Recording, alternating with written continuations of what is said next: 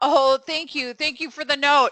Here I am talking away, and I just got a note from one of you. Kathy, we can't hear you. I am so sorry about that.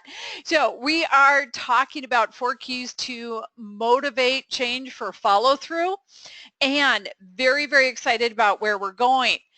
Many of you are familiar faces and some of you are new. So for those of you that are familiar, you're going to see lots of content that you'll be familiar with. For those of you that are new, you're going to get a sneak peek at some of the foundational pieces of effective coaching.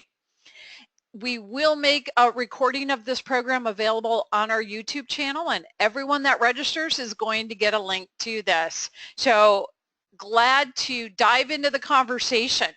We're starting with what motivating is all about and what it really takes. So the first thing to know is that it really is easy based on how you approach it.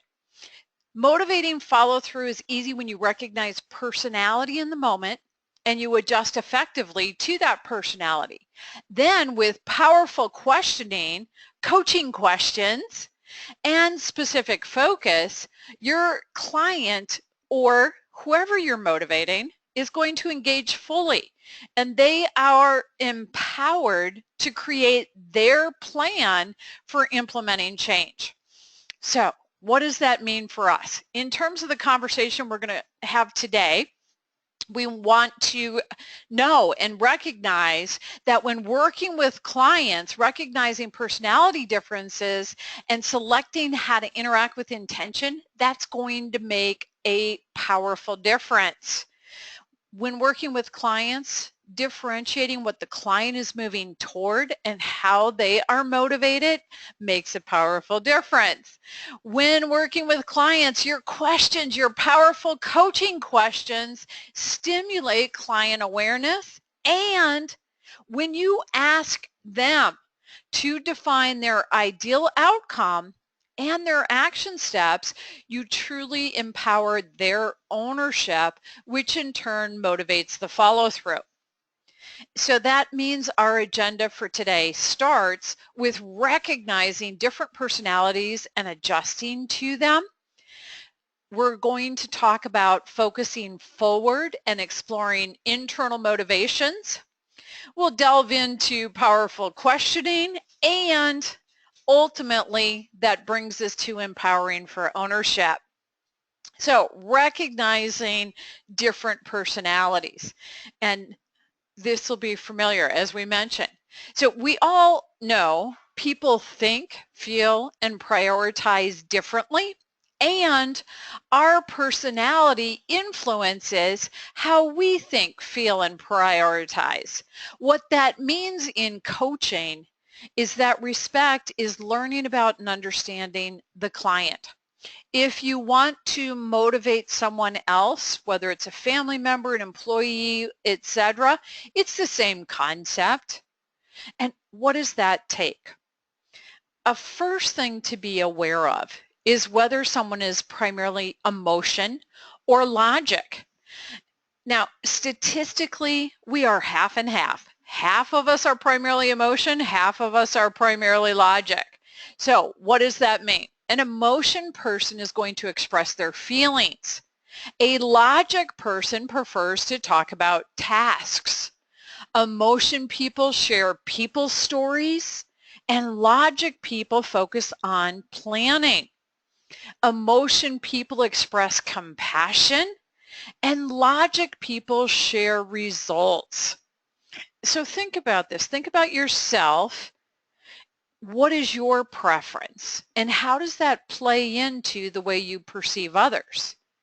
And then think about the person you want to motivate, whether it's a client, a family member, a colleague, whatever it is. What are they? Are they emotion or are they logic? Because when you adjust to them based on what it is for them, you're far more effective in your interaction and in moving forward. So knowing what they are. An additional component of this is knowing whether they are passive or aggressive. Now, statistically, 70% of us are passive, 30% are aggressive. How do you know? Well, when we're passive, we're more cautious. Aggressive, we're more opinionated. When we're passive, we take time to think, usually quietly inside of our head. When we're aggressive, we jump right in, often thinking out loud. Passive people are indecisive, and aggressive people are fast-paced. So again, think about yourself, think about others. Are you emotion? Are you logic? Are you passive? Are you aggressive? And how does that impact the way you perceive others? Your filter in your interactions. And then think about who they are. And of course, each of us wants to be treated differently. Remember we said respect means learning about and understanding your client, who they are, how they think, process, and function. So if somebody is primarily emotion, what does that mean to you? It means when you start a conversation, they want to talk about their weekend, the kids, the dog, whatever is going on. And for an emotion person, until you have that connection, you don't have a good working relationship. Alternatively, if you're interacting with someone who's primarily logic, yeah, don't waste my time on the kids and the weekend. We're here to talk about something specific. Let's get to business.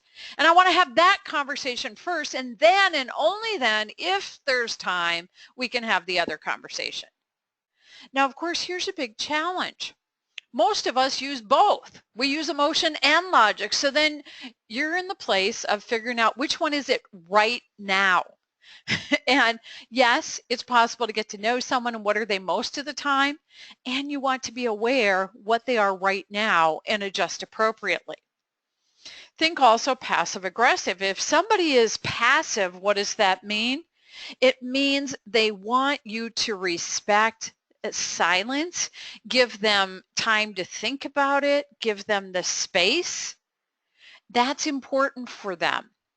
If somebody's aggressive, they want to think out loud. So the first thing they say, is that their answer? No. That's the first thing that came to mind. And then they'll have another thing, and then they'll figure out what their answer is. So they want you to respect their opportunity to think out loud. And is it okay to ask more questions? Of course. If they're passive, it's a softer tone. It's a slower pace. If they're aggressive, it's a much faster pace. So you adjust to who they are. And the more effectively you do that, the more effectively you're engaging with that person, connecting with them so that you do have the rapport, the trust for an open conversation, which in turn supports their motivation for moving forward and following through.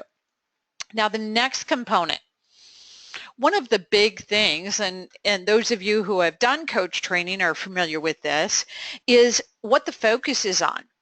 And we talk about the difference between focusing on what you're moving toward versus what you're moving away from.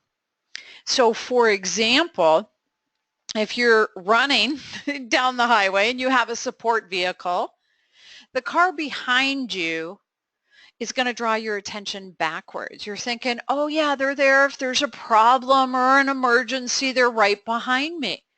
And you're thinking about the problem or the emergency in the car behind you. Instead, where are you going? Have that car go out in front of you. And when you get to it, have it go out in front of you again. Focus on where you're going. Imagine this. Imagine, and many of you have heard this example, you're a travel agent and I come into your office and I say, I want to book a trip. You're great. I'll book that trip for you. And you say, okay, where do you want to go? And I say, well, let's see. I don't want to go to California. I don't want to go to South Africa. I don't want to go to Canada. I don't want to go to New York. And I start telling you all these places I don't want to go on this trip. How are you going to book the trip? How do you buy a plane ticket to a place where I don't want to go?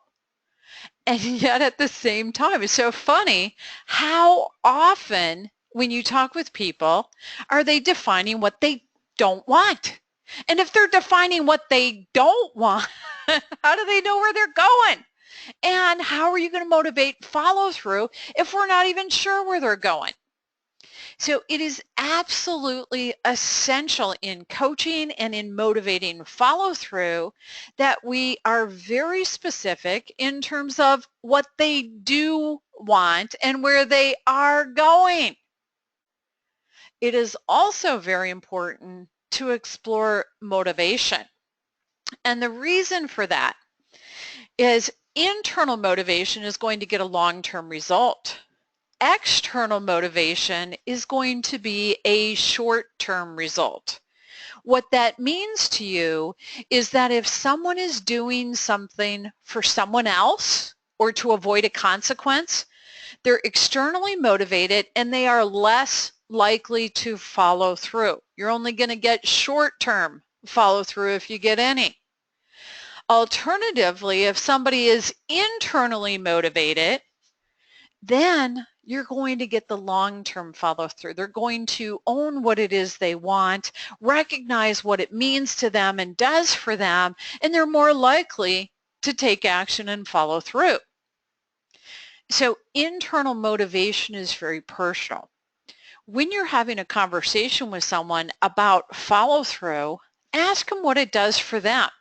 And even when they're thinking, oh, this is so my boss is happy or whatever else it is, you say, okay, great. And what does it mean to you personally? What does it do for you? Because identifying what it does for them motivates follow through. Now, in addition to these components, we're going to build. Let's first start with this. When a client is explaining what they don't want, ask them for what they do want and ask them about their internal motivation for change. Then you're ready for the next step. Now in coaching, one of the things we talk about, and it's funny, I actually had a conversation last night at a ball game. Somebody was saying, oh yeah, you're going to tell them what to do. And it's like, no, that's not coaching. What is coaching? Well, think about motivating follow through. Think about teenagers, whether you've had your own, have your own, or remember the days when you were a teenager, whatever it is. And imagine a parent saying to that child, hey, go clean your room. You need to do this, and this is how you need to do it. Or think about the micromanaging boss. Go do this. Make this happen. And how effective is that telling? Yeah, useless. Because the person who's being told is hearing little to nothing. And so instead of telling, what we're going to do is we're going to start asking. Now apply that in motivating follow through. How many times have you told somebody the answer, even the perfect answer, and they even agree that that's the answer and that's what they want, and they still don't do it? Well, of course. There's no motivation for follow through because it's your answer, not theirs. So instead, we're going to start asking. And think about it. How important is it to ask? And think about how you ask. Because in coach training, we talk about coaching questions. Many of you have learned these. And we're aware of how our words change questions. If I say, is there anything you can think of? Or if I say, what can you think of? In the first question, is there anything you can think of? It's closed. And I'm doubtful that you can think of anything because I'm using that word anything. When I say, what can you think of? I'm truly inviting you to think of something. And there's a big difference in how it's phrased.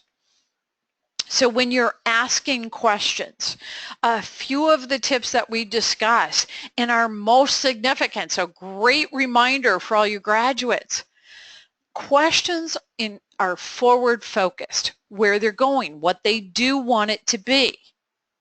And questions are open to possibilities. Coaches ask questions for the benefit of the client. We ask questions when we have no idea what the answer might be. Truly open to the possibilities to where it may go for that individual client. We also are aware that when a client is responding to a question, their response, their answer, very often gives us the next question. It's an opportunity to follow up and dig deeper. And our questions start with the words what or how. And this is so important because if the first word in the question is or any or can or do or will, those are all closed questions. They can be answered with a yes or a no. So coaches start questions with the words what and how. Then build on this. Now we're truly going to empower for ownership. We start by adjusting to the client. We focus forward.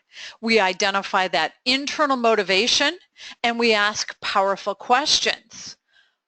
Plus, we're going to talk about matching language and pace with the client and asking them to fully describe their ideal outcome. Then plan proactively. So, first off, matching language and pace. Different people have different learning styles, and learning styles come out in language, how people say what they say. They also will change the pace of speech. So for example, visual learners use language that's about what they see. So in their conversations, how they say it comes across as visual. Saying things like, it's clear to me, it appears to me, hey, look at this. I have a different perspective. That's all related to what you see. Someone who is auditory is going to use language that connects with how they hear it, what they hear. So in a conversation, they'll say something like, let's discuss this. I have a question. I want to tell you something. Did you hear that? So it's all about what they're hearing. And a kinesthetic learner is going to use language that's about feeling or doing. So they'll say things, hey, this is exciting. I want to reshape this. I'm feeling very calm. So their language is a clue as to learning style. When we connect with people and develop that rapport, that trust that really empowers them in terms of our conversation and in terms of their ownership of what they want to do, where they do want to go, we match their pace of speech and we match their language. So if we have a visual client and we're asking them about what they want, we're going to ask them the goal specifically, and then we're going to ask them to describe the outcome they want. And we'll use questions including paint a picture, describe what you see, what do you see around you, what does it look like? It's all questions that work for a visual person. If you have somebody's auditory, you're going to say things like, what are you saying to yourself? What do you hear others say? What are sounds around you? What are the key words to describe it? And for a kinesthetic person, how do you feel? What does it mean to you? How does it affect you? And depending on what their goal is and what it is they want, if it's appropriate, you may also want to ask, what do you smell or what do you taste? Now, in coaching and in motivating people for follow-through, here's our awareness. 40% of us are visual, 20% are auditory, 40% are kinesthetic. And we are a combination. We all use all of them. It's a matter of how much, how often, when.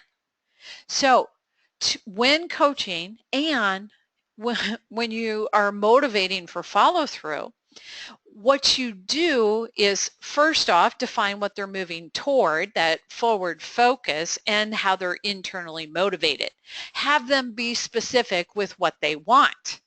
And then ask them to describe their ideal outcome using all three languages, visual, auditory, and kinesthetic. Do start with one at a time, and you start with their primary style first. And when they describe their ideal outcome using all three, it means it's more real to them. And when it's more real to them, they are more likely to achieve what it is they want. Now, once they know what they want, they've got that full description, it's real to them, we're going to empower their ownership of it and have them proactively plan. So instead of saying, oh, I have to wait for someone else or something else to happen to get there, and think about it, how many of us do that? We're waiting on the rest of the world. That's not going to work. So instead it's about, okay, what can you do? What is within your control? What is possible to move you forward toward what you want? And you support and empower that person so that they create their plan of action. And keep in mind what's significant here. Back to, instead of telling, you're going to be asking, because if you tell them how to get there, it's not going to work.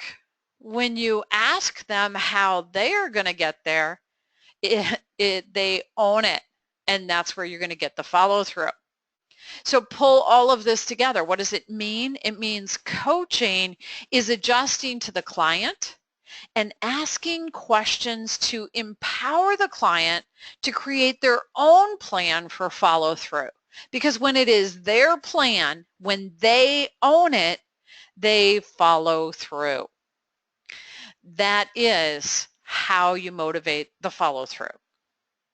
Okay, we've got just a few minutes left out of our quick half hour. So let's talk about application here. Your first key to motivating follow-through is recognizing who the client is, how they're interacting, whether they're emotion or logic, passive or aggressive, and then adjusting to them based on who they are. Next, you're going to ensure that there is a focus forward, what they're moving toward, what they do want it to be, very specifically, and you're exploring their internal motivation, what it means to them personally. Building on that, you're asking powerful questions, and you're empowering ownership by having them describe their ideal outcome using visual, auditory, and kinesthetic language, and then planning proactively. All right, let's give you some resources available to you supporting your continuing education and forward progress. So first off, of course, the International Coach Federation, the next Center for Coaching Solutions, and Center for Coaching Certification. So the International Coach Federation is the gold standard in coaching. They are a nonprofit professional membership organization.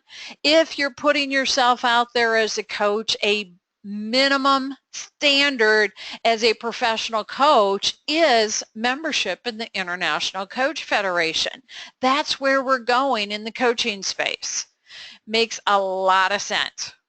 Now, your next resource, if you are looking to start a coaching program, to hire coaches, or to have training brought to your company, the Center for Coaching Certification and the Center for Coaching Solutions are resources for you.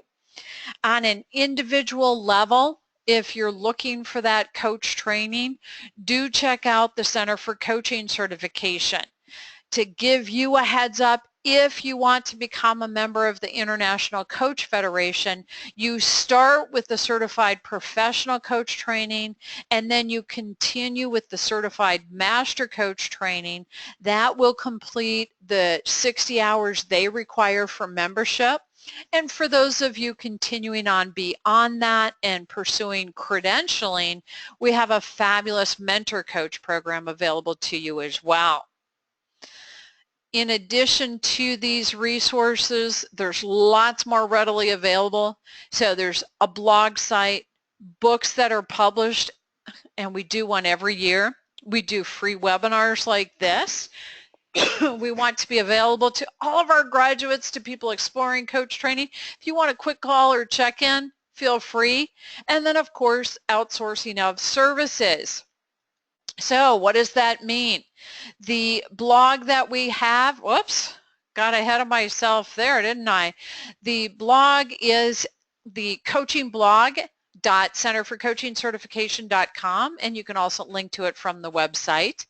The books are the Coaching Perspective series, and actually I'm seeing a few names here that are authors of some of the various versions. Every book is completely unique and different, and every chapter in every book is a standalone read, so do check those out. And the webinars that we offer every month are free. Sign up for the newsletter to make sure you know about what's coming.